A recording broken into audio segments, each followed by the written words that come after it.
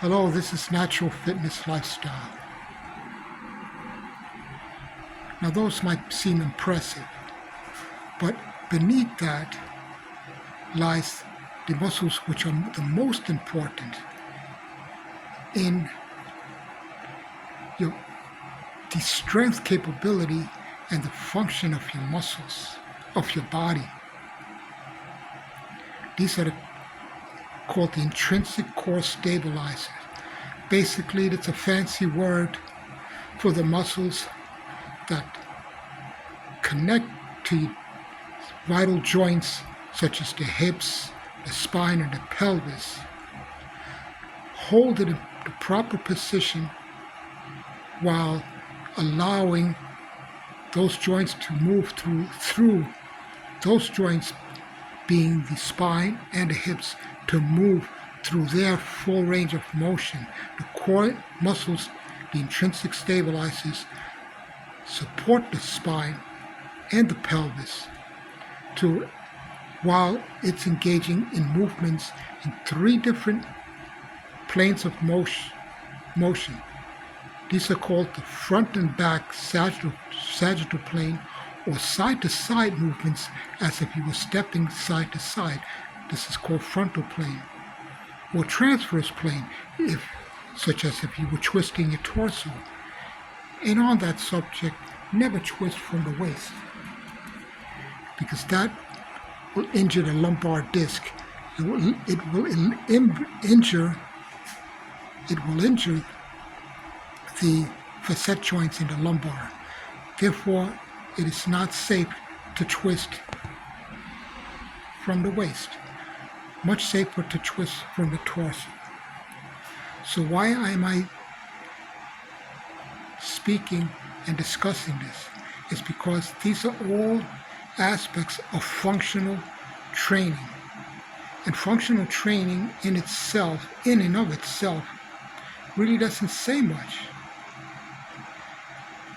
But the functional training is a title or you can look at it as an umbrella, where many detailed functions of the body exist, such as the proper movement of the joints, especially the more vital joints such as your sacroiliac, which is the base of your spine, where the hips and the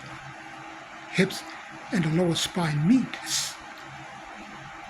Or let's say the sides of the hips, the hip rotators, the sides of the iliac, where the hips either rotate or they can flex or extend. But those joint movements cannot happen unless their smaller muscles work properly.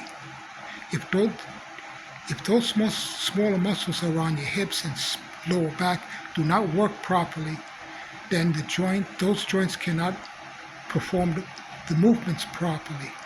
The lower back, the sacrum, sacroiliac, the base of the spine, largely depends on the top part of the gluteus muscles, as well as the spinal erector muscles as well as the obliques, which are on the side, and also the inside of the body, which all connect to the rib cage, from the rib cage to the hips.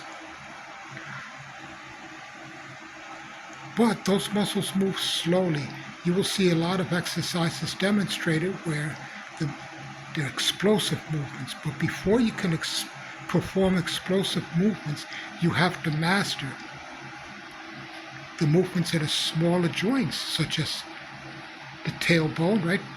The base of the spine, the smaller joints movements of the sides of the hip or the iliac. Now, these joints are not small joints, but the movements that they perform are small movements, such as the iliac, the sides of the iliac, rotating the hips side to side, are smaller movements in comparison to flexing or extending the knee, in comparison to flexing the spine, flexing the hips. Those are much larger movements, but you must practice and dominate and master the smaller joint movements first in order to perform compound exercise in a safe manner. This is what functional training really is about.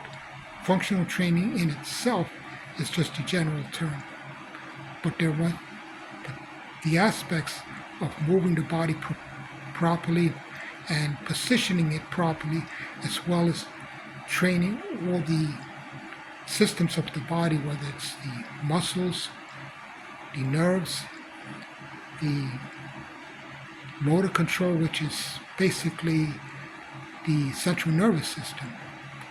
All those aspects are part of functional training.